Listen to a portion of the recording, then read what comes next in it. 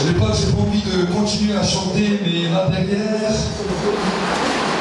je suis trempé comme si j'étais dans une piscine. Amen. Amen. Je dégouline de partout, il manque la clé.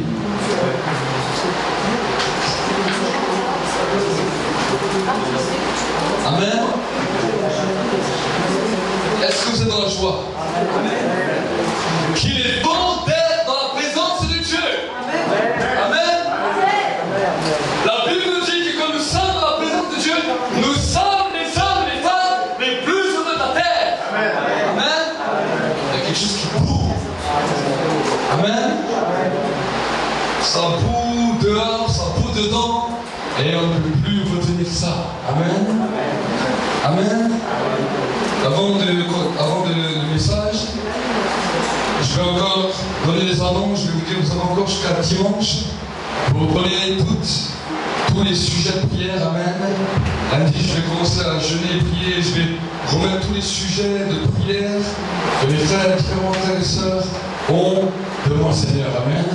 Donc, pour ceux qui n'ont pas encore entendu, écrivez tous vos sujets de prière et pendant une semaine, je présenterai tous les sujets de prière. Oui, vous les posez là.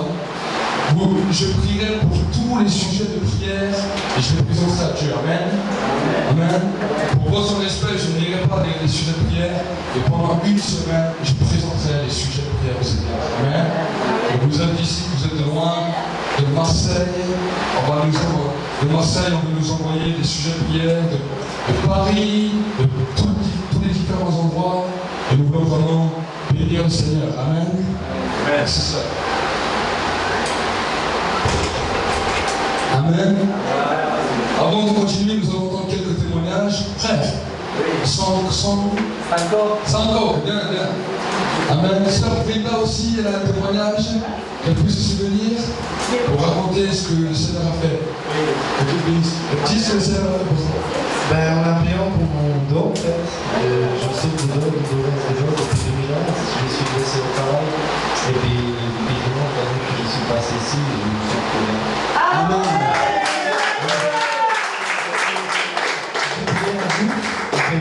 Je priais parce que j'ai vu la semaine dernière un problème avec ma copine, et j'ai un enfant avec elle. Et puis je déclare ici devant le Seigneur que j'ai prié parce que en fait j'avais des grands problèmes avec ma copine, avec la police qui voulait avec moi. Et je prie à Seigneur que c'est rien passé de grave, que c'est un contre moi qui me libère de la police, parce que j'avais des souvenirs à courrier par mon enfant social. Et que c'est un courrier recommandé, je croyais que c'est un courrier de tribunal, un truc comme ça, de la police. Et vraiment que je prie à Seigneur hier soir, au moment quand je suis allé à la poste, je trouvais ce courrier. En fait, ce courrier, c'était pas de la tribunal, en fait, de la police, c'était le bon emploi, dans un bon emploi, que ça n'implique pas, j'ai perçu de l'argent de 2011 quand je faisais le travail. Donc j'avais peur que de la police, ce courrier, que ça vient, c'était pas de la police. Amen. Amen. Amen. Il a fait un accident en 2011. Depuis 2011, il souffrait de tout la colonne vertébrale. Toute la colonne vertébrale. Et voilà, il a tout essayé, rien ne marchait. Et après la prière de dimanche, Dieu l'a totalement guéri. Et en plus, c'est la première fois que je venais. La première fois qu'il venait à l'église.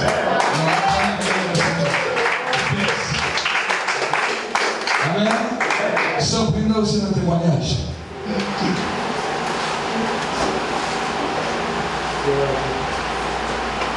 Dans mon témoignage, c'est il y a 10 ans de cela que je voulais passer mon permis. Et bon, je l'ai passé, puis j'ai passé 5 fois, je l'ai pas fait. Donc c'était pas la volonté de Dieu.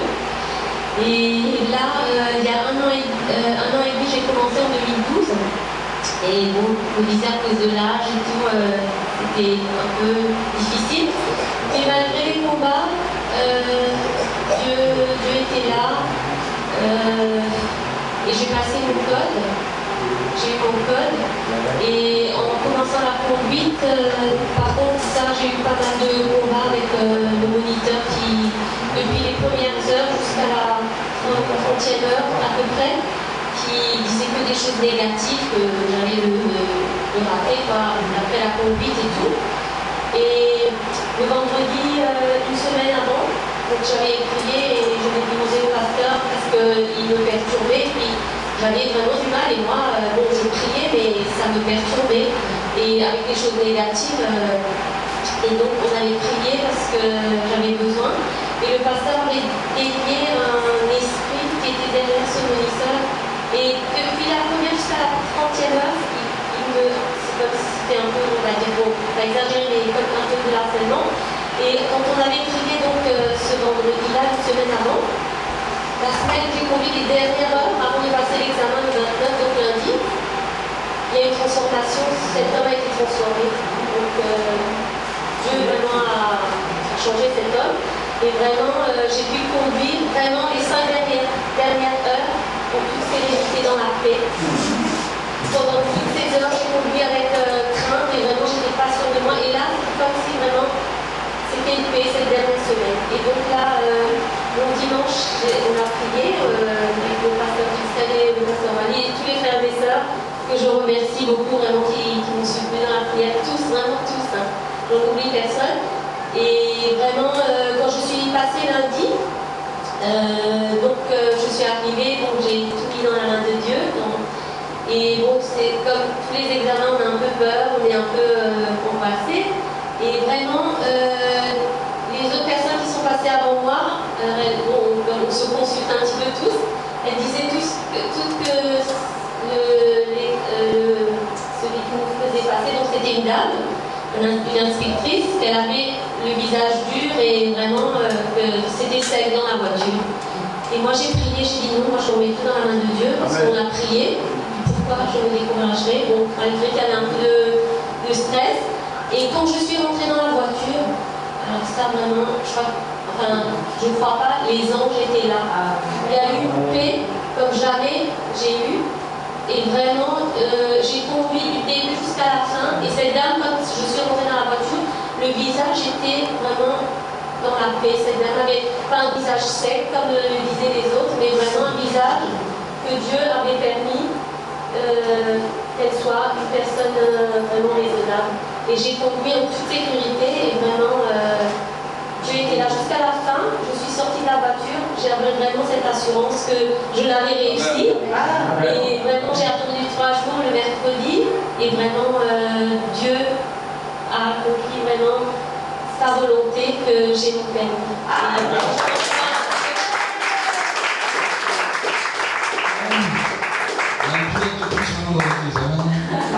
Amen.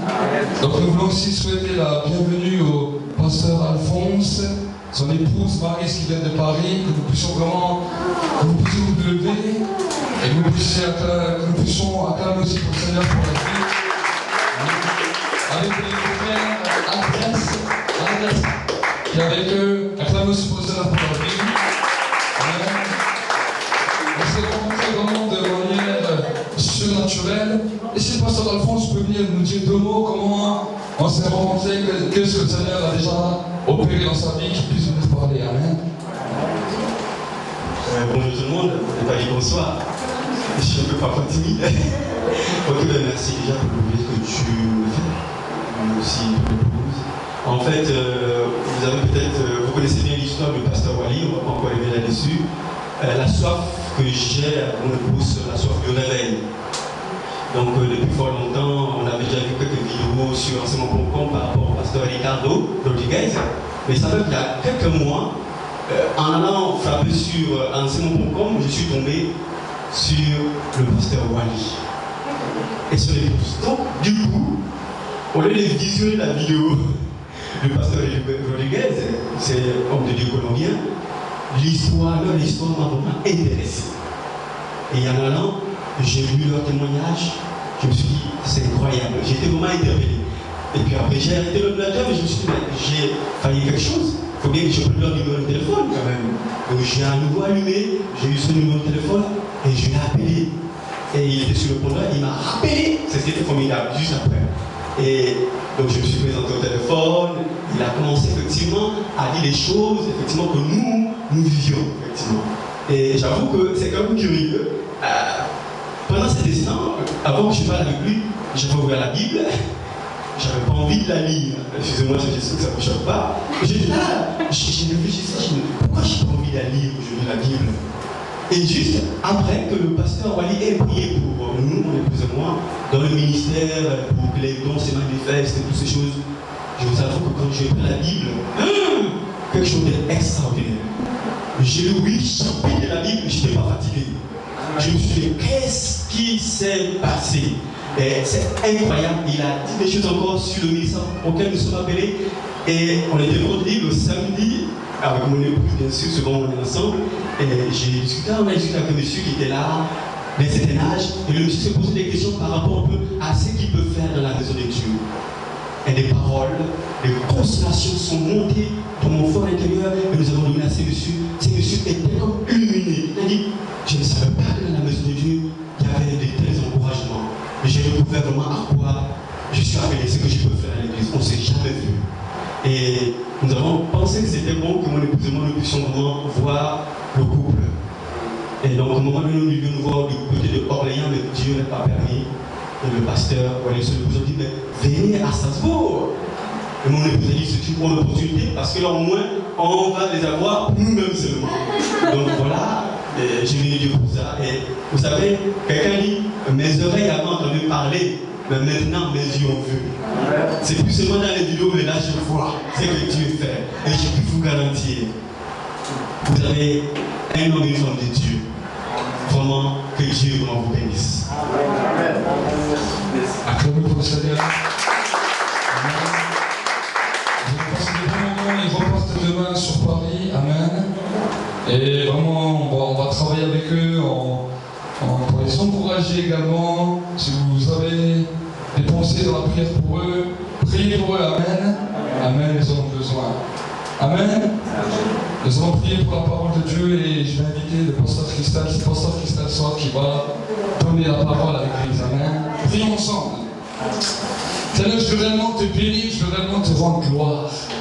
Seigneur, je veux réellement te bénir parce que tu as dit, l'homme ne vivra pas de pain seulement, mais de toute parole qui sort de la bouche de Dieu. Seigneur, nous voulons te remettre, Seigneur, ce temps de parole.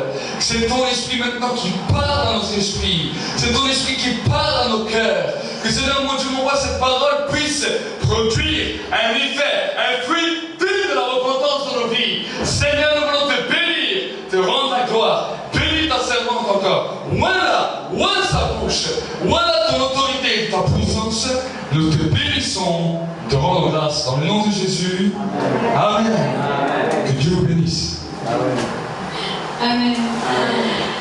Alors, je suis contente de pouvoir parler devant vous, un peu stressée, mais bon, vu que c'est la première fois. En fait, mon message sera simple ce soir, mais c'est quelque chose que j'avais à cœur en fait par rapport au comportement, aux frères et sœurs et dans l'église, quoi. Parce que bon, des fois on est confronté à des choses qui nous choquent même en tant que pasteur.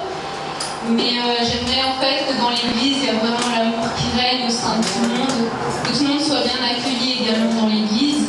C'est une chose importante, je pense. Là, on est encore un petit nombre, mais une fois que ça va grandir, je veux vraiment que tout le monde soit bien accueilli, que vraiment ce soit avec l'amour dans l'église. Donc je prendrai à chaque fois des petits versets, j'expliquerai un petit peu ce que j'avais à cœur, quoi.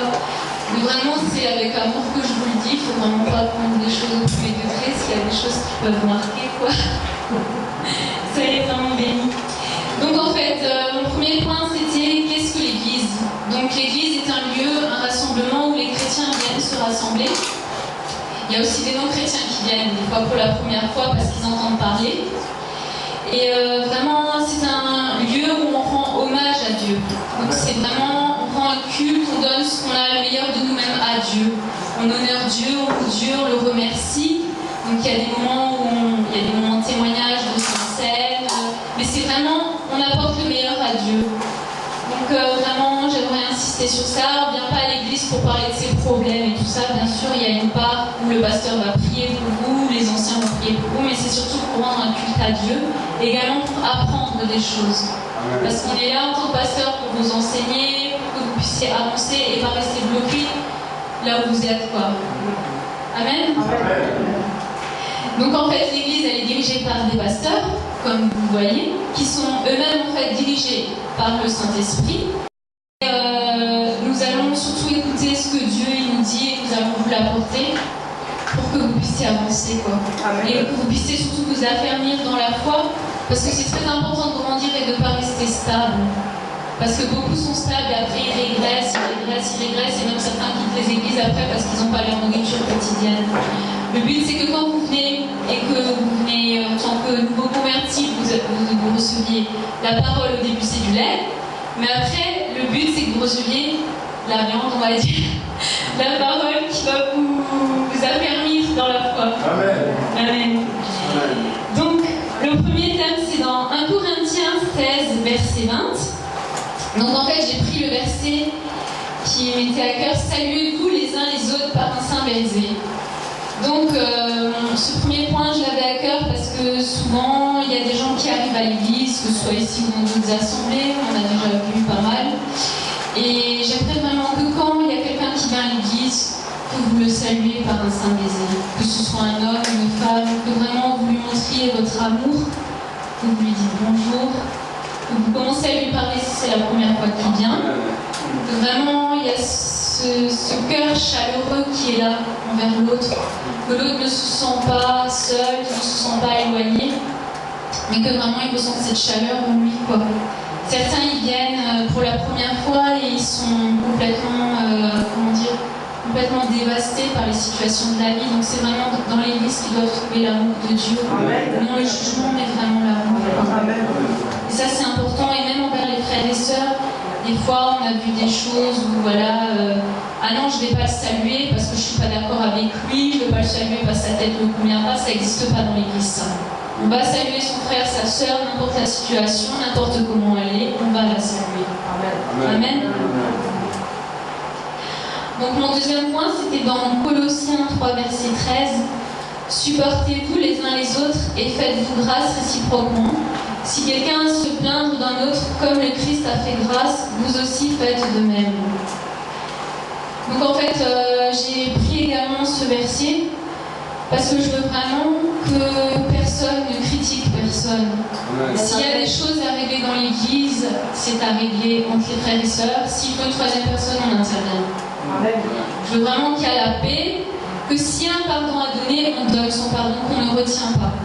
Parce qu'il y a des conséquences quand on retient le pardon également. Des fois, il y a des maladies qui viennent, il y a la destruction qui vient. Les frères et sœurs, ils sont là, ils se chamaillent et tout ça, machin, ça se règle jamais. Et après, ça quitte l'église, ça va retrouver ces mêmes problèmes dans d'autres églises.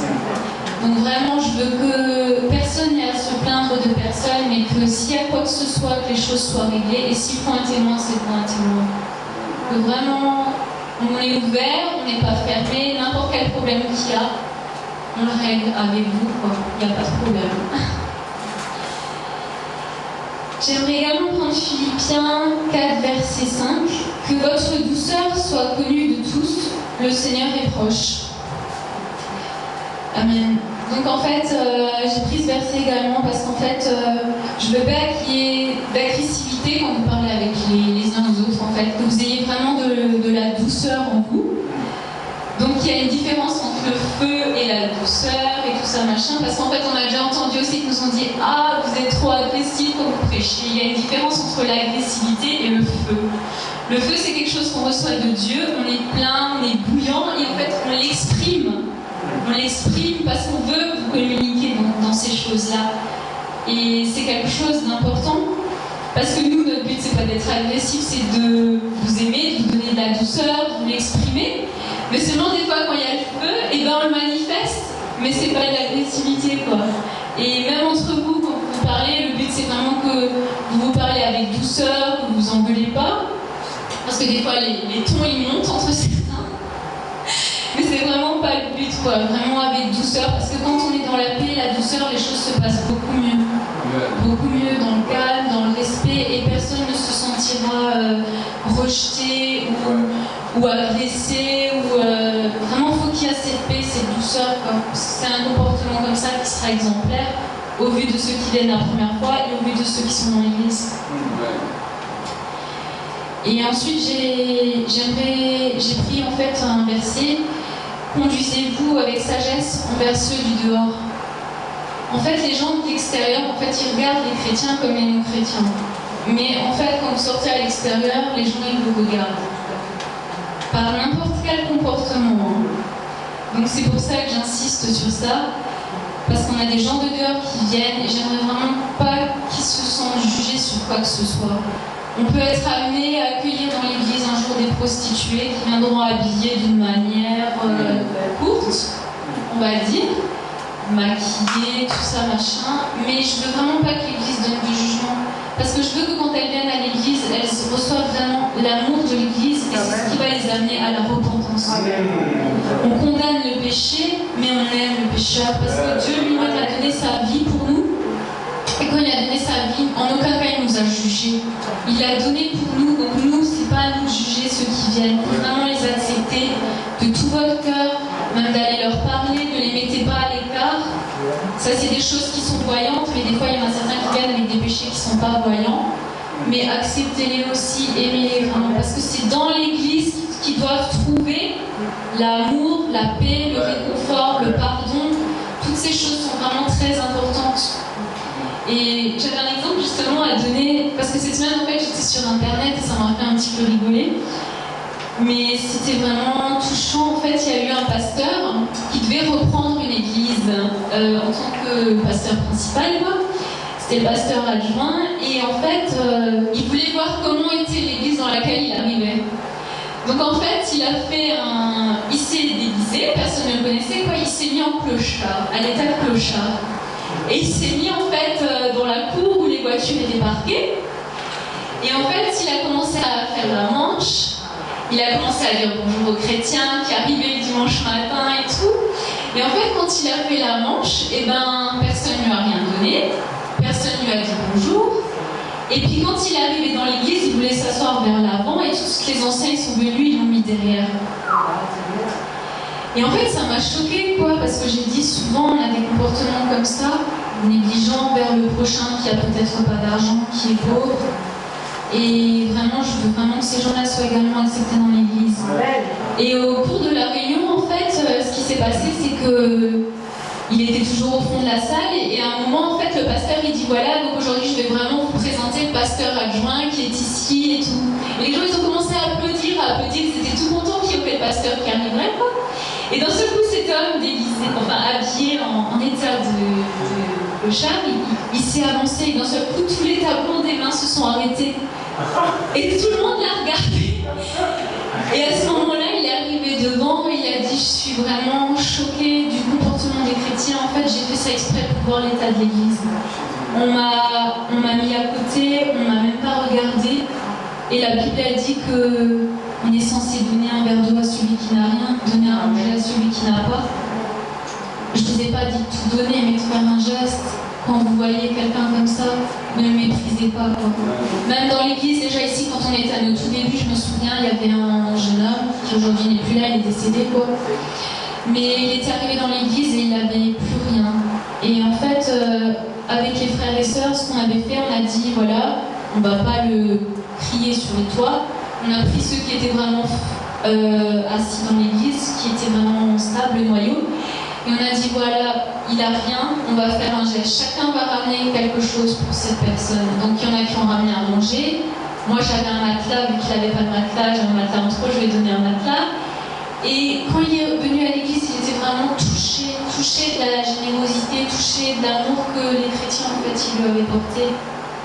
Et même lui après, avant d'être parti pour l'éternité, il était venu à l'église, il avait remercié tout le monde, il avait demandé pardon pour tout ce qui était sa vie avant tout ça. Il avait donné sa vie à Christ et ça a vraiment été un témoignage, quoi.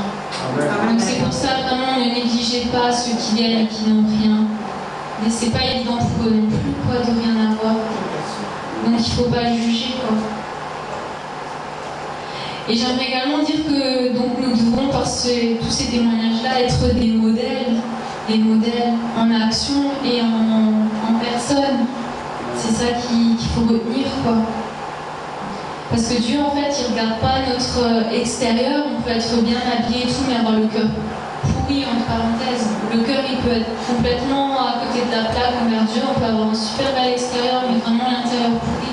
Tandis qu'on peut être habillé pas si bien que ça, mais avoir un cœur d'or. C'est ça qui est important, c'est le cœur. C'est ce qu'on est à l'intérieur en fait.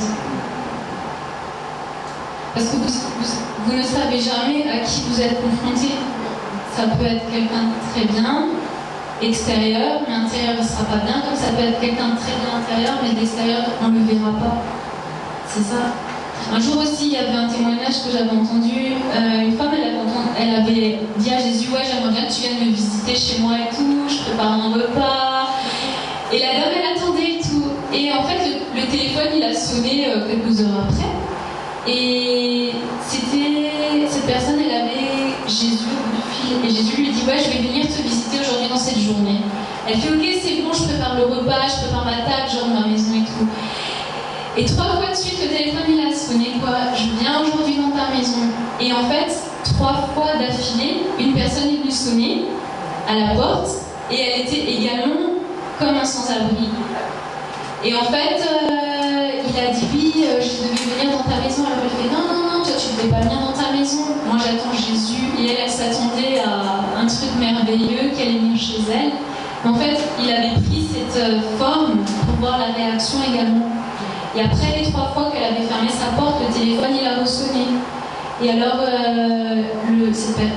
Jésus lui a dit, ça fait 3 fois que je suis venue à ta porte et tu m'as laissé devant ta porte. Alors elle a dit non, c'est pas possible, j'avais un sans-abri, c'était pas toi. Et en fait ça m'a frappée parce que Jésus peut prendre la forme sous différentes formes, il peut s'adresser à nous, des fois on peut le voir en vision, des fois il y a un ange qui peut venir également nous parler, des fois c'est des personnes qui sont envoyées chez nous, mais il faut toujours les accueillir correctement. Amen. Et ne pas regarder à l'apparence, parce que c'est pas l'apparence qui fera tout. Et également, je voulais parler par rapport aux évangélisations. Donc, il faut aussi avoir un bon comportement, de la sagesse par rapport aux évangélisations. Parce que souvent, on a envie que tout le monde se convertisse et tout ça, c'est bien. J'ai rien contre ça. Mais il faut des fois avoir la patience que l'autre en face soit convaincu et la conviction de Dieu. Parce que tant qu'il n'a pas reçu la conviction, il ne pourra pas venir à Dieu. C'est ça qui est important. C'est Dieu qui convainc, c'est pas nous. Et moi-même, j'ai pu vivre une expérience à mon travail en fait. Parce que je travaille chez des personnes âgées, plus jeunes. Et en fait, j'avais 2 témoignages. Donc le premier, c'était après la convention avec le pasteur Montero. J'avais vécu un super week-end et tout. Et j'ai dit, Seigneur, cette semaine, elle ne peut pas se passer comme toutes les semaines. J'ai vécu un super week-end, en feu et tout. Et je veux vraiment que ta présence, elle soit avec moi, même dans mon travail, là où je vais partout. Et arrivé à mon travail, j'ai commencé à faire le ménage et tout. Et puis la dame, elle était là. Et puis d'un seul coup, elle commence à me poser plein de questions sur la mort, sur l'au-delà, plein de questions sur tout ce qui était de la sorcellerie, tout ça. Et puis vu que je sortais d'un week-end où tout ça avait été prêché, on m'avait tout expliqué, donc en fait j'ai pu la rassasier. Je lui ai dit. Alors après elle me dit, oh tu sais c'est bizarre et tout qu'on parle de tout ça parce qu'en fait moi j'ai voulu en fait rentrer dans la voyance et j'ai acheté en fait toutes les choses pour aller dans la voyance. Alors je lui ai dit, oulala, t'as touché à des choses qui sont pas correctes quoi devant Dieu, je lui ai vraiment expliqué quoi. Après elle m'a dit, tu sais, c'est pas pour rien que t'es ici, ce que tu es en train de me dire en fait c'est une conviction que j'avais au fond de moi-même. Alors j'ai dit amen. Après elle me dit, comment maintenant je fais maintenant que j'ai acheté tout ça, qu'est-ce que j'en fais? J'ai fait, bah écoute, on va prier, on va tout détruire dans le nom de Jésus et on va tout jeter à la poubelle. Et avant ça en fait, en un quart d'heure elle a donné sa vie à Jésus et elle a tout jeté à la poubelle quoi. Je suis faire une Bible et maintenant elle commence à regarder des vidéos et elle fera même qu'on passe dans sa maison pour bénir sa maison. Et je suis vraiment contente quoi, parce que j'ai vraiment, c'est allé vite. Pour moi j'étais surprise parce que c'était en un quart d'heure. On avait un petit peu parlé de temps en temps, mais vraiment le minimum quoi, ça restait 5-10 minutes, pas plus quoi, où on parlait de ces choses. Elle a vraiment eu une conviction de Dieu et elle a vraiment demandé pardon à Dieu pour tout ça, elle a donné sa vie à Jésus, j'étais vraiment trop contente quoi. Et il y avait aussi dans un autre travail où je suis, ça fait plus d'1 an que je suis là-bas en fait. Et au début c'était dur pour moi parce qu'il y avait beaucoup de boulot quoi, et des fois j'arrivais à des points où je me disais oh non, je vais tout quitter, je vais arrêter, j'en ai Et en fait, après, j'ai dit non, si Dieu m'a envoyé dans cette maison, c'est pour un but précis. Mais en fait, pendant longtemps, on n'a pas parlé ensemble de l'évangile, tout ça, parce qu'on communiquait juste l'histoire de la vie, et voilà. Jusqu'au jour où on est arrivé sur toutes ces lois-là qui sont sorties, en fait, par rapport à l'homosexualité, tout ça. Donc là, en fait, j'ai commencé à parler de Dieu. Et en fait, de fil en aiguille, en fait, on a commencé à parler ensemble. Et un jour, ça m'a choquée parce qu'en fait, il m'a dit, tu sais, j'ai déjà parlé avec beaucoup de personnes, mais avec toi, il y a une chose qui me fait plaisir, c'est que tu ne me juges pas sur mes pratiques. Parce qu'il a aussi touché à pas mal de choses occultes, en monde spirituel et tout ça. Alors moi, je lui ai dit, écoute, moi, je suis pas là pour te juger, mais pour t'apporter la vérité. Et donc, également, je leur ai donné une Bible. Ils étaient très contents. Et à la suite de cela, en fait, il nous avait invité à un repas justement de mon travail. Donc il a dit, écoute, je t'invite, toi et ton mari, donc il savait qu'on était pasteur, et je t'invite vraiment, toute ta famille avec tes enfants et tout, vous venez, on passe toute la journée ensemble, et puis il y aura plein de collègues et tout ça. Et en fait, moi, je ne savais pas qui l'avait invité. Il avait invité plein de gens qui travaillaient avec lui. Ils étaient tous chefs d'entreprise. Et en fait, l'après-midi, surtout, on n'a pas trop parlé parce que tout le monde parlait entre eux et tout. On était un peu. On parlait, mais sans plus, quoi. Et à un moment de l'après-midi, on se dit, bon, allez, on va rentrer, c'est bon, vu qu'on parle de rien, on va rentrer, quoi. Et à ce moment-là, en fait, il y a la femme chez qui je travaille, elle fait, ah, mais ton mari fait de la guitare, dis-lui qu'il joue un morceau. Alors mon mari, il dit, ouais, je fais de la guitare, mais je chante que des chants de l'église. Donc il a commencé à jouer de la guitare et tout ça, et à la fin, en fait, on s'est retrouvés à évangéliser tous les chefs d'entreprise. Et finalement, ils ont tous beaucoup voulu notre carte, parce que certains sont des médecins, des psychologues, tout ça, et beaucoup nous ont dit, ouais, ça nous a touché ce que tu nous as dit, beaucoup de choses que tu nous as dit, on constate que c'est la vérité. Par rapport aux maladies, les choses héréditaires et tout ça, parce que maintenant la médecine, elle commence à tomber dessus.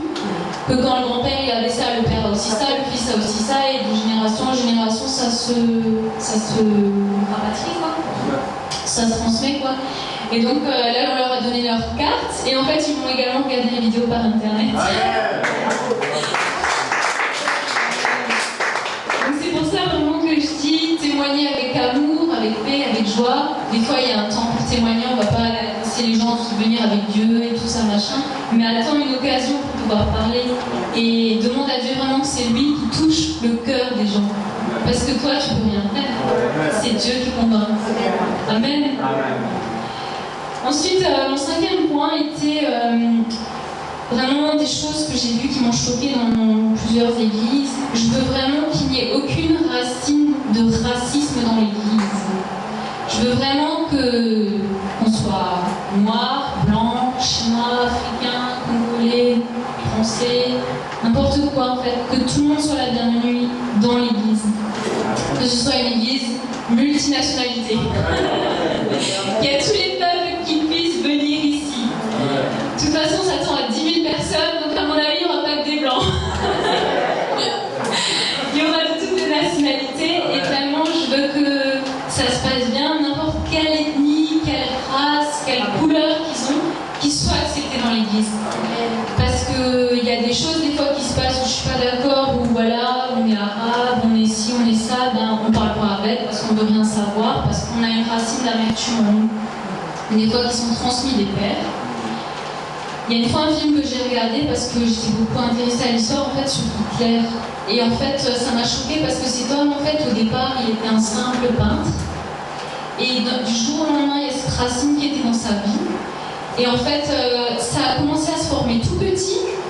Et il a commencé en fait à parler aux gens autour de lui. Des gens ils ont été convaincus de la racine qu'il a amenée, la racine du racisme. Et en fait les gens après ils venaient à des réunions. Ils se rassemblaient et de plus en plus après il y avait de monde. Et après à la fin il s'est passé quoi? Il y a eu la guerre. Et vraiment c'est des choses qui sont graves. Donc c'est pour ça que je dis vraiment dans l'église je veux pas de racisme. Je veux que tous les peuples soient acceptés, toutes les nationalités, n'importe qui vient accepter les peuples. Amen. Également j'aimerais dire que quand quelqu'un te confie quelque chose, parce que ça peut arriver que des frères et sœurs ils parlent avec vous, sois une personne de confiance. Ne va pas divulguer les choses qu'on te dit. Si elle a des choses à dire au pasteur, elle viendra chez le pasteur. Nous, on ne va pas le raconter parce qu'on doit être des personnes de confiance. Mais si une personne va vers une autre personne, sois une personne de confiance et ne divulgue pas ce qu'elle t'a dit. Parce que la personne, elle va être blessée, elle va partir, elle va dire ouais, j'ai voulu faire confiance, et finalement, tout le monde sait mon histoire maintenant. C'est ça, c'est important, vraiment, soyez des gens de confiance. Et c'est très important. Également par rapport au langage, j'aimerais vraiment qu'il y ait un langage sain dans l'assemblée. Je veux pas qu'il y ait de gros mots, je veux pas qu'il y ait de calomnie, de critique, de méchanceté. Je veux vraiment que le langage soit droit, quoi. Parce que c'est important aussi, les gens ils écoutent. Ils écoutent comment vous parlez. Parce qu'un jour ça m'a choqué quand on était formés en tant que prédicateur dans une des églises, ils avaient invité un prophète. Et la réunion s'était bien passée, le prophète il avait prêché, tout ça, et puis le pasteur nous dit écoute, il a pas où dormir, alors écoute, je le mets chez toi à la maison. Alors moi j'étais enceinte et tout, j'ai fait ouais, bon c'était pas prévu quoi, et puis on est au milieu de la nuit parce qu'on avait fêté le nouvel an. Je dis écoute, c'est pas grave, amène-le à la maison. Mais alors dans la voiture, j'étais choquée de son langage, il disait carrément des gros mots. Alors je dis comment tu peux prêcher devant et après dire des gros mots comme ça dans la voiture, c'est pas possible. Ça m'a vraiment choquée quoi. Donc c'est pour ça que je dis, si moi j'étais choquée de ça, parlez-vous correctement les uns envers les autres, ayez un langage sain, parce que les gens ils écoutent, que ce soit les chrétiens ou les non-chrétiens, ils écoutent. Et ensuite je voulais également traiter le point par rapport aux fréquentations. Donc c'est très important parce que souvent en fait dans l'église on n'a pas des frères et sœurs mais des fréquentations dehors en fait qu'on a. Des fois il y a des gens même qui viennent dans les églises mais ils viennent pour faire quoi? Ils viennent pour détruire. Alors ils vont pour un temps être votre ami, mais par derrière ils vont critiquer le pasteur, ils vont critiquer le frère à la batterie, le frère qui fait ci, le frère qui fait ça, ils vont vous sortir tout et n'importe quoi. Et vous êtes là, vous allez écouter, mais en gros vous vous laissez embobiner par ce genre de choses et à la fin vous-même vous quittez l'église. Donc vraiment j'aimerais dire fais attention à toutes tes fréquentations parce que les fréquentations c'est important. Et de bonnes fréquentations. C'est très important ça. Parce qu'elles peuvent te rapprocher de Dieu ou t'éloigner de Dieu. Et souvent même ces gens qui critiquent et tout machin, ils sont dans les églises, ils sont là. Certains ils vont d'église en église, certains ils sont là. Ils viennent, ils écoutent, et après à la fin c'est pop, ils critiquent. Et après ça critique le pasteur parce que le pasteur il est faible, et si et ça machin, parce qu'on en a déjà vu qu'il critiquait pas mal. Mais je dis c'est pas un comportement à avoir, tu dois pas critiquer ton pasteur. Au contraire, commence à prier pour ton pasteur. Parce que des fois le pasteur quand il est fatigué, c'est pas là qu'il faut le critiquer, c'est là qu'il faut que tu commences à le soutenir dans la prière. Le pasteur il est devant, il amène le message et tout ça, mais toi il faut que tu sois un petit bras droit du pasteur, le bras droit du pasteur. Il faut que tu pries pour ton pasteur. Parce que le pasteur il est là, il marche, il avance, il combat pour l'église, mais il a besoin des prières des fidèles également. Il n'a pas besoin d'être détruit. Parce que certains pasteurs sont aussi beaucoup tombés à cause des critiques, des jugements, des condamnations qu'on a mis sur leur vie et du mal qu'on leur souhaitait. C'est ça quoi. Par rapport à ça, je suis assez sévère quoi, parce qu'on a vu pas mal qui sont venus également chez nous, qui ont critiqué parce qu'on ne voulait pas faire comme eux ils voulaient, parce que si, parce que ça. Mais par rapport à ça, je serais assez directe quoi, j'accepte pas qu'on critique, ni même les frères et sœurs. Faut pas venir chez moi me dire oui, lui ci, lui ça, elle ci, elle ça. Je veux pas écouter. Tu viens si t'as un problème, on le règle, mais tu viens pas critiquer les autres. Amen. Parce qu'un jour, on aura tous à rendre des comptes devant Dieu. De toute parole. Pas de ci ou de ça, mais de toute parole. Parce que les paroles, ça peut donner la vie ou la mort. C'est ça qui est important. Et j'aimerais également dire, par rapport aux fréquentations, bon là c'est un autre sujet, c'est fais attention avec qui tu te maries. Pour tous ceux qui sont célibataires. Ceux qui sont mariés, c'est déjà fait. Mais fais attention avec qui tu te maries. Parce qu'il y a deux points où je suis catégorique. Le premier, c'est marie-toi avec un chrétien si tu es chrétien. C'est très important parce qu'il faut que vous ayez Dieu en premier dans votre vie. Ensuite le couple, ensuite la famille et toutes les autres choses après. Mais Dieu doit être à la base, au centre du couple. C'est très important.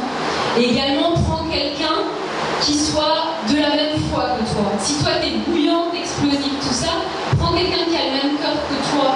Parce que si tu prends quelqu'un qui est tiède, ben, ça va être du olé quoi. La première personne elle voudra avancer, elle voudra marcher, et la deuxième elle va dire non attends, non on fait pas ci, on fait pas ça,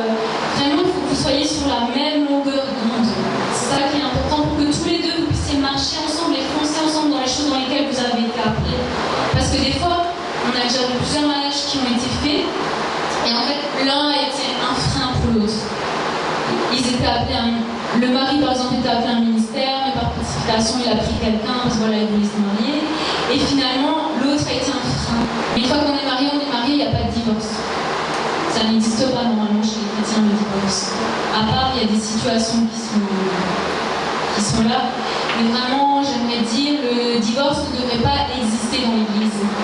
Le mariage, oui, mais le divorce, non. Si c'est possible. Après, je parle bien sûr de deux chrétiens. Quand il y a deux chrétiens, toutes les solutions sont là et doivent se résoudre. N'importe quel problème, s'il faut, nous on vient, on parle, on intervient. Après, pour ceux qui sont mariés avec un non-chrétien ou une chrétienne, ça je l'évoquerai pas maintenant, on en discuterait une autre fois parce que c'est plus compliqué. Amen. Ensuite, par rapport à l'Église, je voulais également dire en fait par rapport à 1 Timothée 5 verset 22, n'imposez les mains à personne avec précipitation et ne te rends pas complice des péchés d'autrui, toi-même garde-toi pur. Alors aujourd'hui je dis ça parce qu'en fait souvent dans les églises on a des gens qui viennent et qui veulent imposer les mains à tout le monde parce que soi-disant ils ont aussi un ministère, soi-disant ils sont appelés à je sais pas quoi. Mais moi je veux vraiment dire, c'est une recommandation, ne vous laissez pas imposer les mains par tout le monde et ne les imposez pas à tout le monde. Parce que par les mains, l'imposition des mains, il y a également un transfert de bonnes ou de mauvaises choses. Et c'est vraiment important parce que souvent j'ai vu des gens enfin pas à moi mais à d'autres, et après j'ai eu des échos quoi. Oui, je veux imposer les mains dans l'église, je veux lui donner ci et ça, mais toi-même t'as pas reçu ce que tu veux donner. Comment tu veux donner ce que t'as pas reçu? Comment tu veux? Beaucoup ils me disent oui, j'ai un ministère, et pourtant on n'a pas eu le réma de Dieu, on va dire. Mais tu sais combien coûte un ministère? Un ministère, c'est pas comme ça. Un ministère, c'est un prix.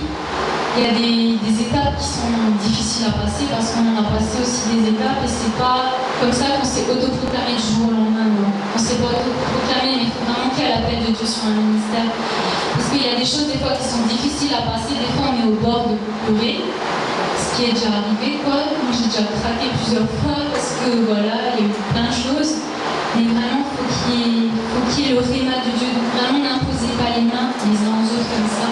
S'il y a une imposition des mains à faire, vous venez devant chez les pasteurs. Pour le moment, il n'y a que les pasteurs. Un jour, il y aura les anciens. On va mettre tout ça en place au fur et à mesure que l'Église elle grandit. Et donc, il y aura des gens pour nous épauler, pour nous aider, quoi. Mais vraiment, ne vous faites pas imposer les mains par tout le monde, quoi. Parce qu'après, il y en a qui chopent les démons, entre parenthèses. Ils viennent encore pire à l'Église s'ils nous sont arrivés.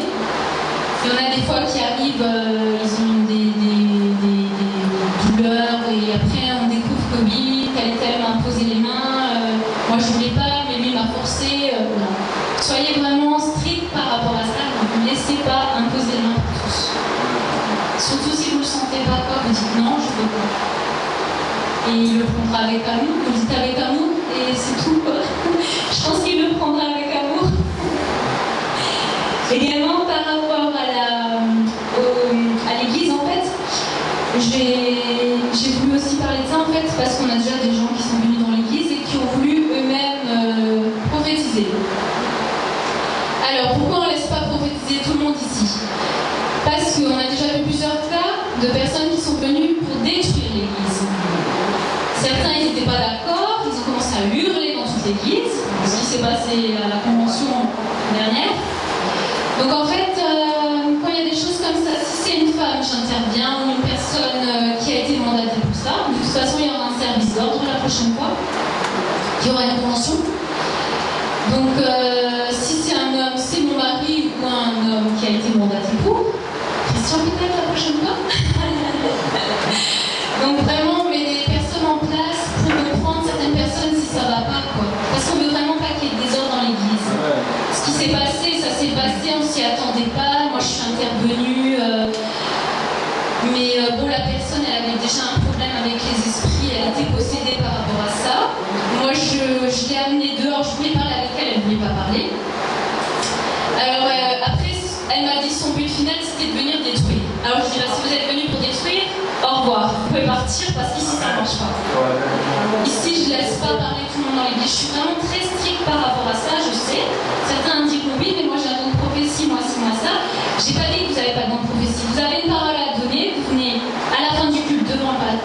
les pasteurs, on écoute votre parole. C'est une parole de Dieu, elle sera donnée soit le dimanche d'après, soit le jour même si tout le monde est encore là. Il n'y a pas de problème. Mais tout le monde ne prend pas la parole comme ça dans l'assemblée. C'est vraiment quelque chose où je suis stricte parce que j'ai vu trop de désordre. Il y a trop eu de désordre, de cassage dans les églises, où les gens disaient qu'ils avaient des paroles de Dieu, finalement c'était même pas des paroles de Dieu, c'était complètement des paroles de destruction. C'est ça quoi. Et par rapport à ça, je serais vraiment très exigeante par rapport à l'assemblée, par rapport au comportement dans l'église. Amen. Amen. Voilà, c'était par rapport à tout ça en fait que je voulais parler parce que je trouvais que c'était important maintenant que l'église elle commence à grandir. Que ceux qui sont là en fait, c'est vraiment une base. Comment marche l'église, comment je dois être envers mes frères et sœurs. Et je terminerai donc par Corinthiens 13, que beaucoup connaissent bien sûr.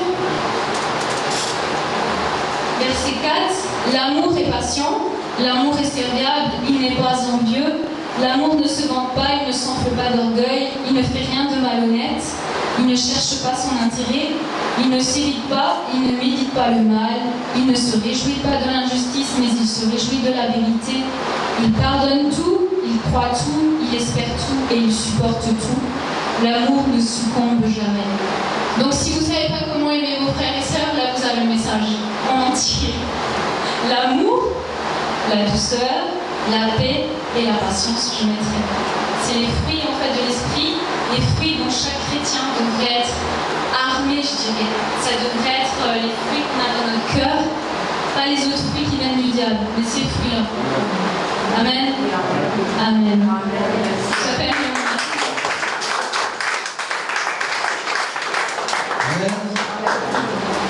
Est-ce que vous avez été bénis? Oui. Amen. Vous avez compris maintenant pourquoi je me tiens à carreau? Amen. Est-ce que vous avez été bénis?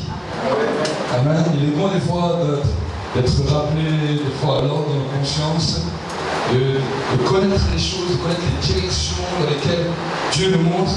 Et je m'encore pour terminer aussi cela, prendre un passage avec vous dans le livre de Colossiens.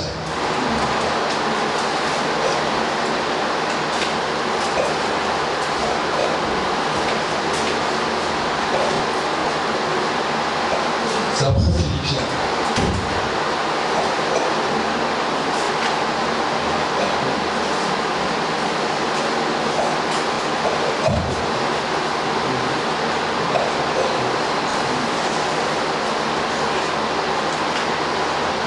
Dans le livre de Colossiens, Colossiens 3.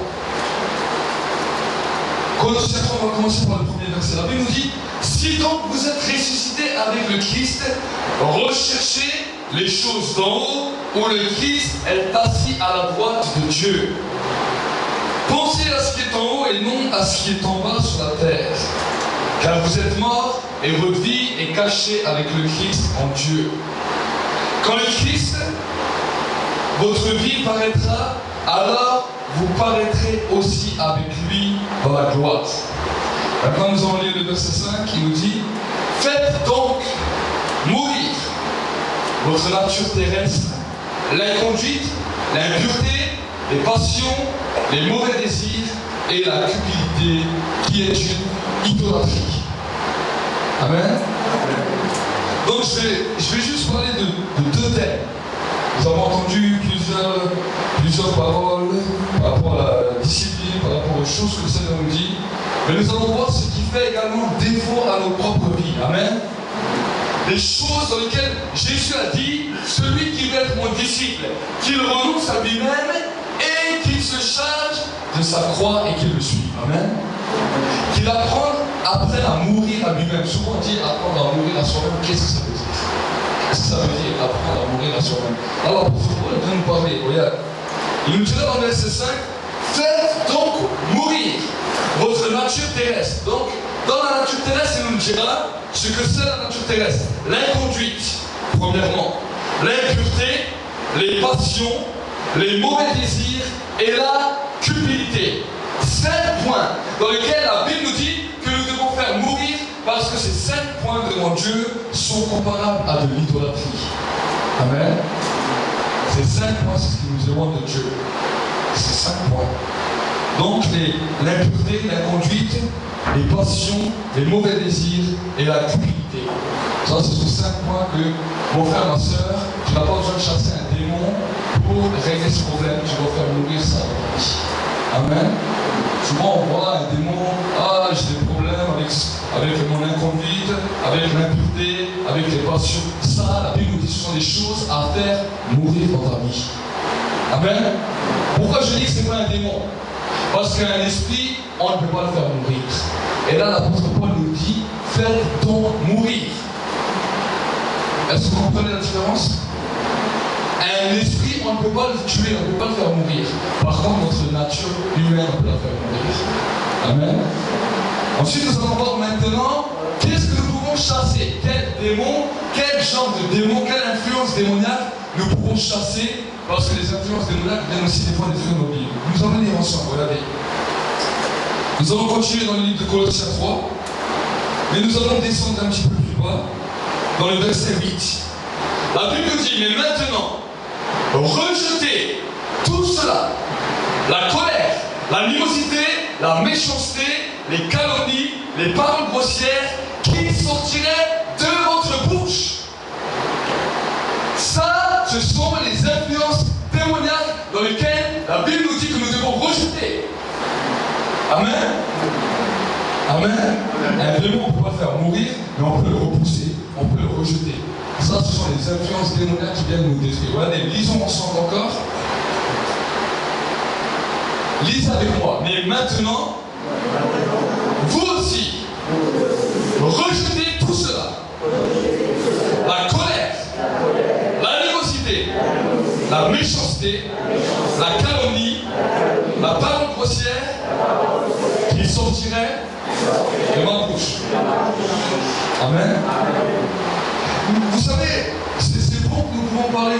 J'ai vraiment eu à cœur, quand mon épouse m'a parlé de quoi le Seigneur lui a parlé pour l'apporter à l'église, j'ai vraiment eu à cœur de terminer avec ces versets pour que nous puissions vraiment être conscients de la réalité. Amen. Amen. Des fois nous disons, c'est pas mon comportement, c'est le diable, c'est ceci, c'est ça. Mes frères et sœurs, nous sommes des hommes et des femmes qui voulons marcher correctement avec Dieu.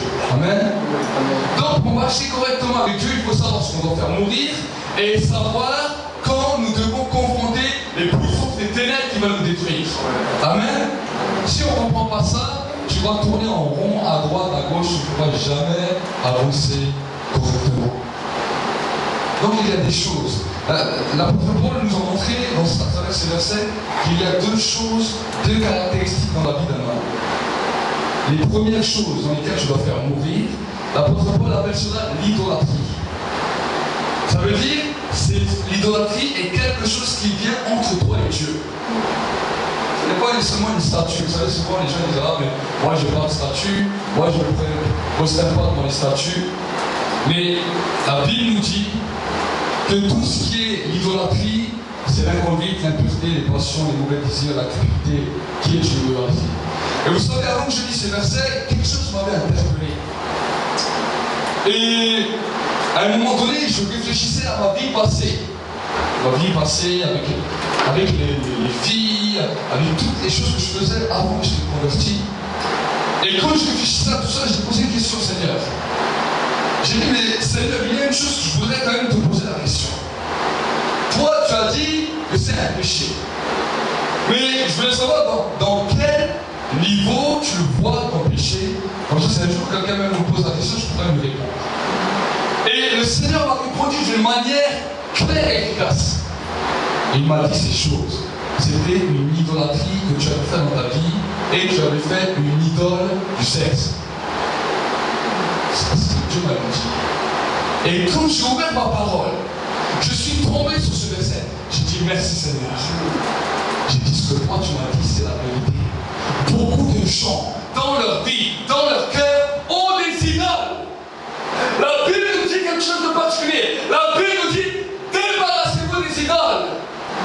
Pas seulement les statues, pas seulement les choses que tu vois, mais les idoles qui sont cachées et qui sont dans les cœurs. Amen. Amen.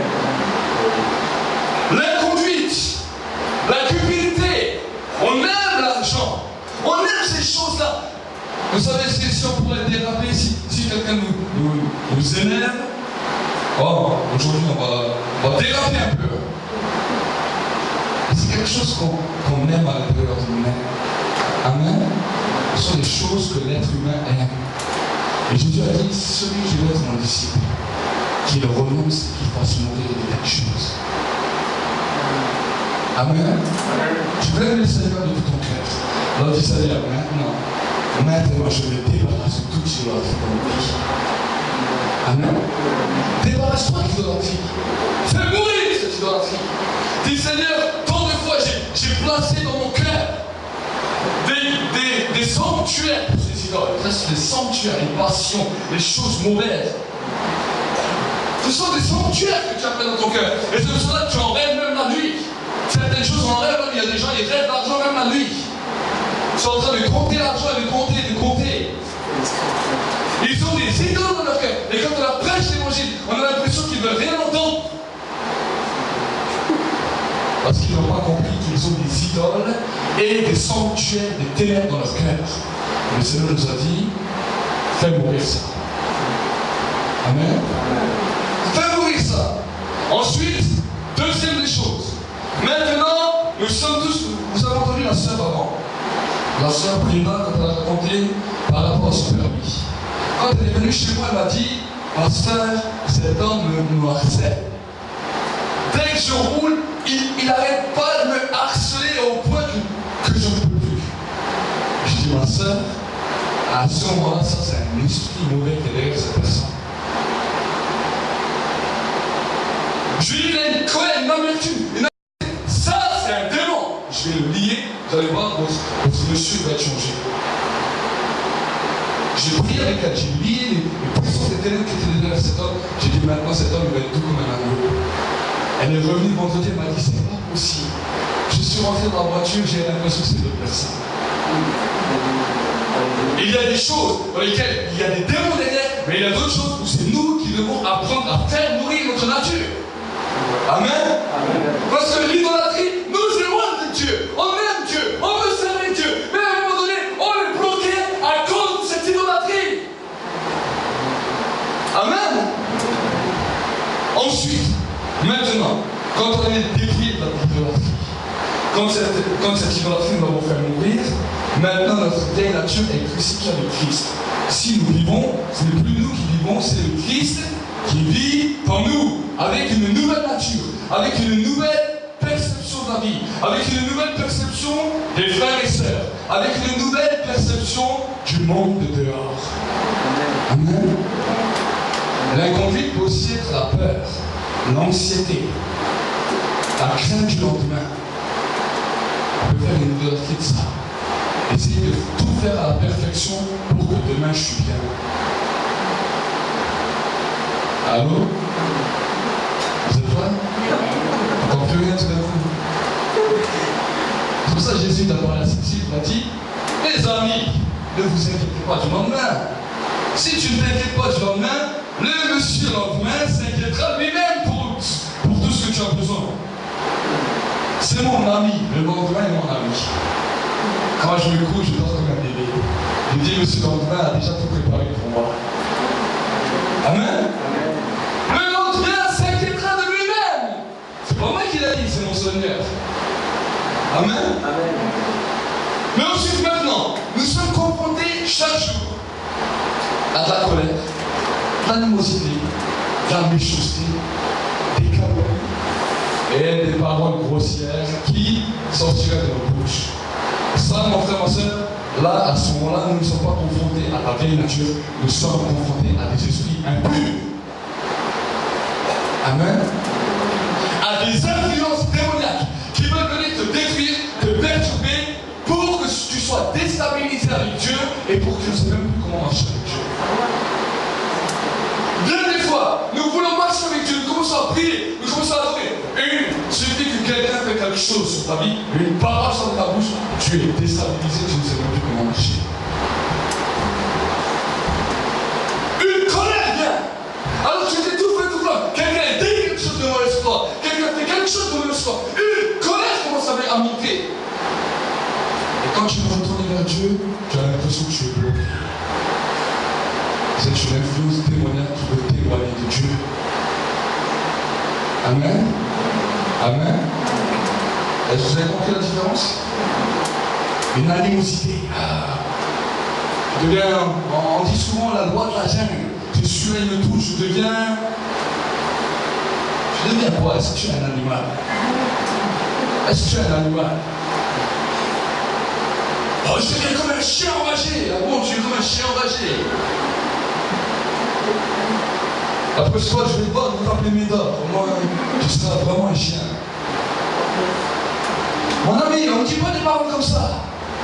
Si je commence à sentir que je suis comme un chien enragé du Seigneur, maintenant je reconnais que derrière ce comportement, il y a un mauvais esprit qui veut m'influencer.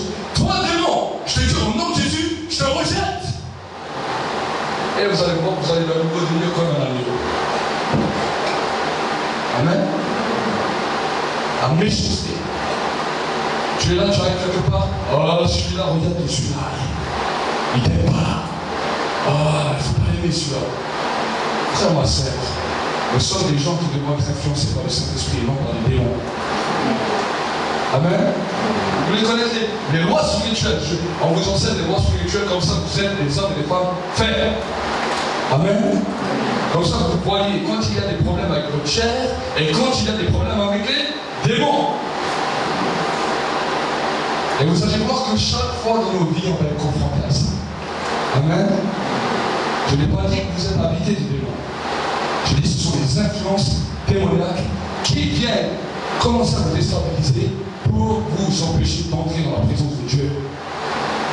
Et quand cela se produit, ils vont ensuite commencer à vous harceler. Ah, tu vois, le Seigneur ne t'aime plus comme tu aimais, comme tu devrais être aimé.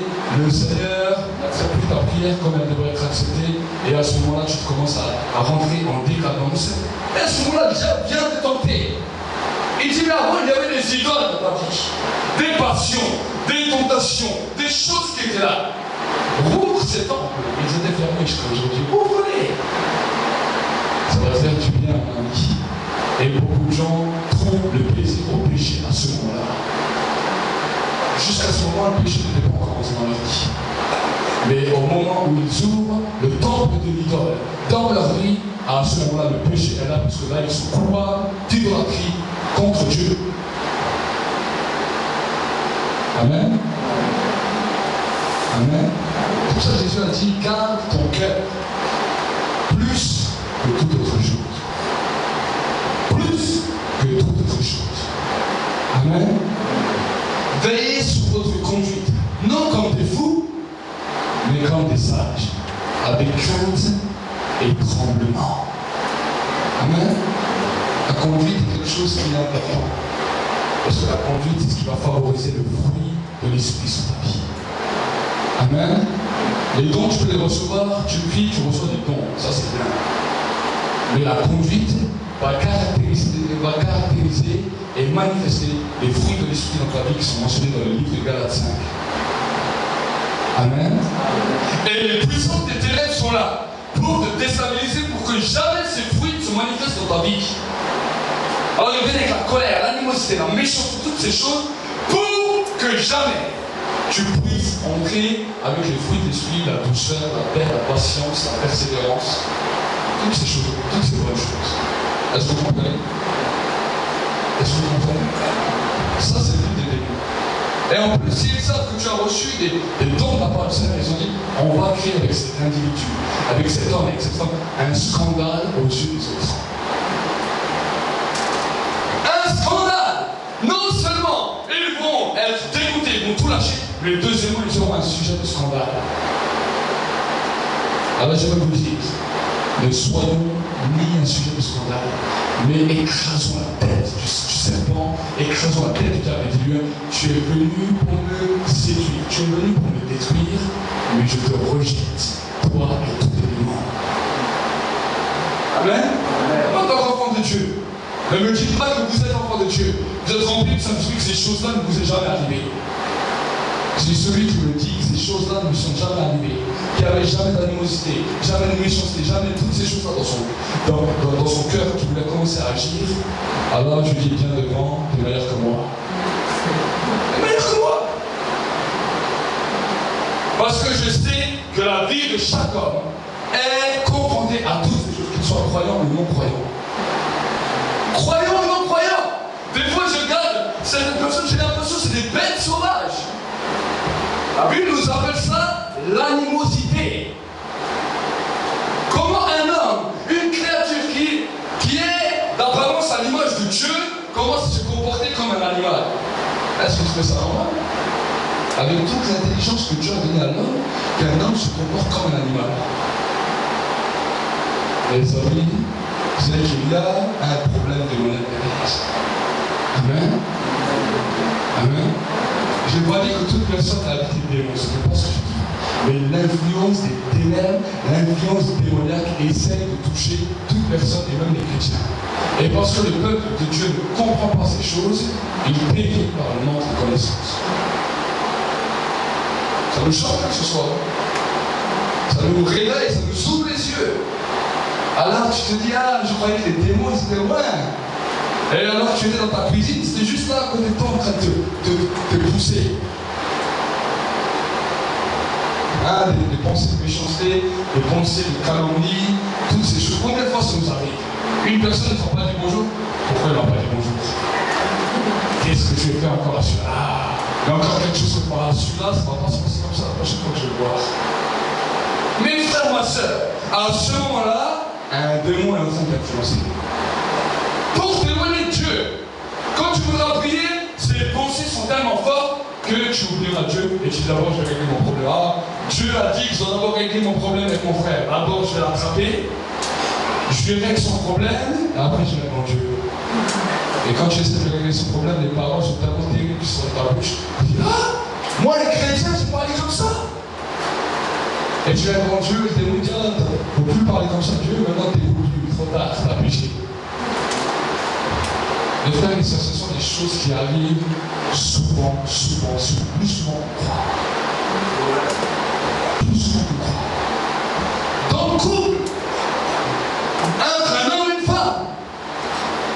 Et les démons, ils s'amusent avec ça. La femme commence à avoir un mauvais sentiment vers son mari, même qu'ils sont chrétiens, c'est pas chrétien. Les démons, ils viennent jouer avec ça. Et la méchanceté commence à s'installer. Le temps commence à monter. Au lieu qu'on dit non, on reconnaît que maintenant, il y a des influences démoniaques qui sont là, qui veulent nous détruire, on va régler ça. Est-ce que vous comprenez? Amen. Amen. Que ton compagnon soit chrétien ou pas chrétien, ça arrive. Amen. Et toi, si tu es croyant, et ton compagnon n'est pas croyant, alors toi, tu as le devoir de le sanctifier. Amen. Tu as le devoir de le sanctifier. Et lui, il ne comprend pas ce qui se passe. Et moi, quand je vois ça, je m'enferme. Dis-toi, démon, tu vas influencer ma femme. Même quand tu dégages, maintenant c'est le Saint-Esprit qui va influencer ma femme. Amen. Ou influencer mon mari, ou influencer mes enfants, ou influencer qui que ce soit. Pourquoi? Parce qu'il y a un rapport d'esprit. Amen. Nous avons le Saint-Esprit en nous. Nous ne voulons pas être souillés par les choses des démons et nous voulons que le monde respire la vie de Dieu. Amen. Est-ce que ça vous a plu ce soir le programme? Est-ce que vous êtes prêts à relever ces nouveaux défis? Est-ce que vos yeux sont ouverts par rapport à une réalité spirituelle? C'est important. Si vous venez à l'église et on vous enseigne jamais des réalités spirituelles, qu'est-ce que vous allez dire aux gens? Oh, je vais dans une église, oh, on adore Dieu, oh, c'est une qualité bonne spirituelle, tu ne comprends rien au monde spirituel. Les sorciers connaissent plus que toi. Est-ce que vous comprenez? Par contre, si tu viens dans l'église et tu comprends les choses terrestres et les choses spirituelles, alors les gens vont dire, je vois quand tu as enseigné un savoir qui ne peut que venir de Dieu. Amen. Est-ce que tu n'aimes pas que les gens disent ça de toi? Quand des fois les docteurs me disent, quand j'entends ton histoire, je croirais que c'était un fou. Et quand je vois ton comportement, je suis étonné de ton comportement et de ton témoignage, parce que quand je te vois que tu es un homme totalement normal. Un docteur, un psychiatre, un jour m'a dit ça. Je lui ai dit merci Seigneur. Parce que même la médecine de ce monde, la sagesse du monde, reconnaît la sagesse de Dieu. Amen. Amen. Donc vous-même ne vous comportez pas comme des fous, mais comportez-vous comme des sages avec crainte et tremblement. On parle des choses spirituelles, on parle des choses charnelles. Amen. Amen. Pourquoi? Parce que des fois les choses charnelles nous font défaut. Nous devons être des témoignages. Jésus a dit, vous serez mes témoins en Jérusalem, en Judée, en Samarie, jusqu'aux extrémités de la terre. Témoin de quoi? Témoin d'abord de sa mort et de sa résurrection. Témoin oculaire de sa présence qui habite parmi nous. Et ensuite, témoin par notre comportement qui n'est pas un comportement comme le monde connaît, mais un comportement qui vient tout droit du ciel. Un comportement qui est marqué par le royaume du ciel. Amen. Des hommes et des femmes qui vivent d'une nouvelle manière. Des hommes et des femmes qui savent s'entendre malgré leurs différences. Des hommes et des femmes qui savent s'entendre malgré leurs différences de couleur de peau. Des hommes et des femmes qui savent non seulement s'entendre, mais qui savent marcher, travailler, vivre ensemble pour étendre le royaume de Dieu sur la terre. Ça, c'est ce que j'ai envie que le monde comprenne et que le monde dise de l'Église. Les politiciens n'arrivent pas à faire ça. Dans les travails, ils n'arrivent pas à faire ça, ils travaillent ensemble, mais quelle catastrophe. Dans toutes les situations, même pas les enfants, ils arrivent à s'entendre. Si on regarde sur la surface du monde, il y a de la méchanceté, il y a de la haine, il y a de la calomnie partout. Et si on veut mettre les yeux dans l'église et qu'on voit ça, quelle différence aurons-nous avec le monde? C'est pour ça que Jésus a dit, c'est à l'amour que vous saurez les uns pour les autres, qu'on reconnaîtra que vous êtes les disciples. C'est pas un bon programme. On peut mettre une différence en nous. Amen. Amen. En sachant confronter les puissants de ténèbres et en faisant mourir nos temples d'idolâtrie qui étaient dans nos cœurs. Prions ensemble. Faisons prier ensemble. Inclinons nos têtes.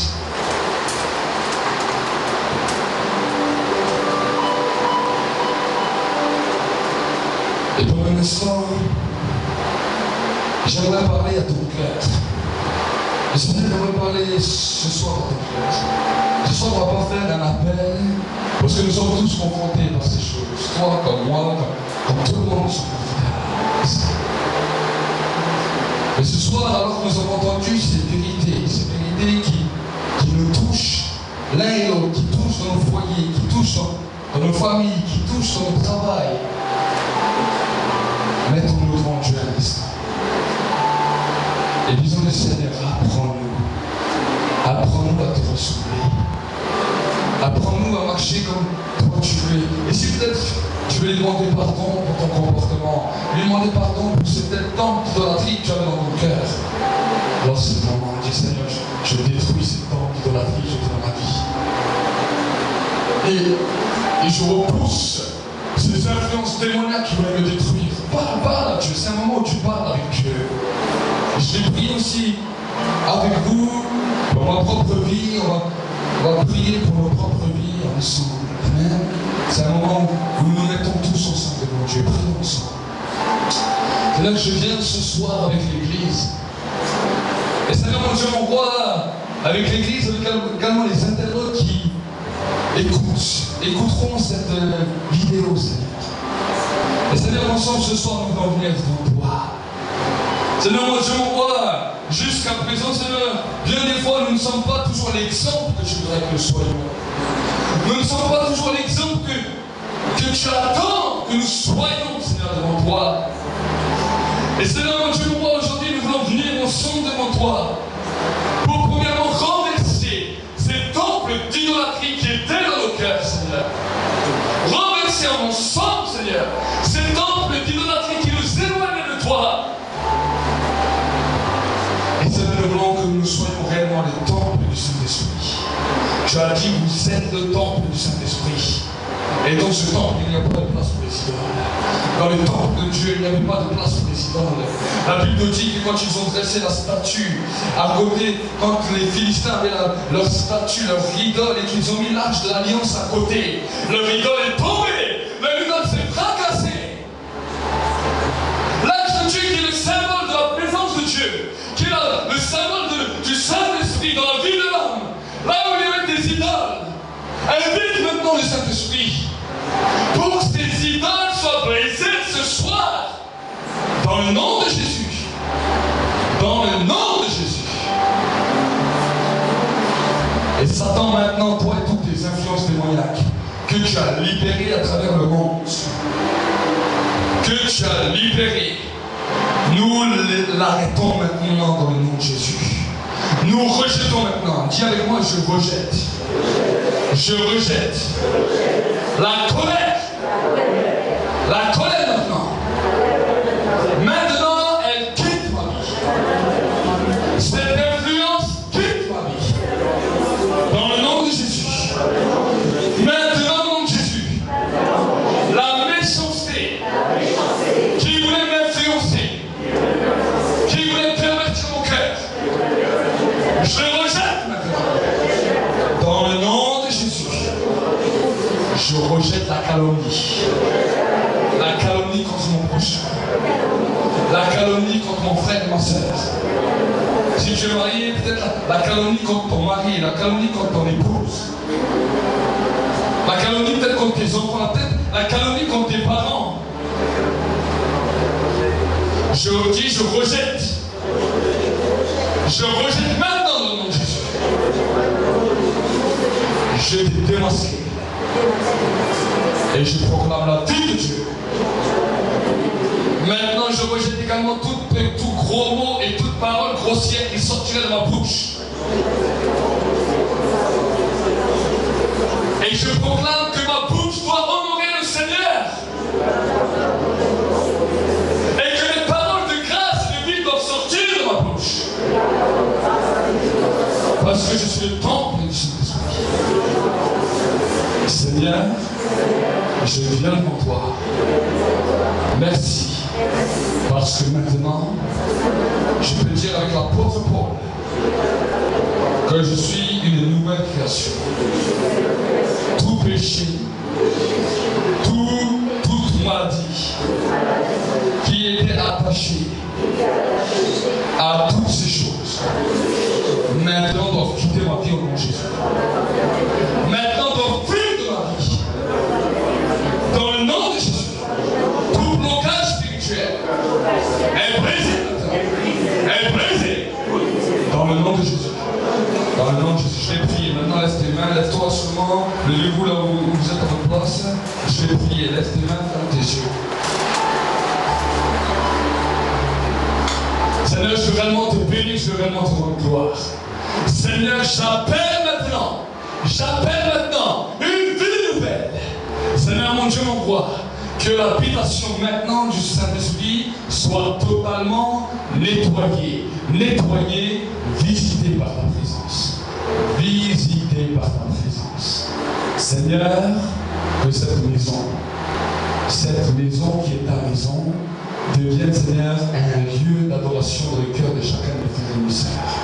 Seigneur, que toute leur maison, Seigneur, maintenant, soit balayée par le vent d'esprit. Balayée, dans le nom de Jésus.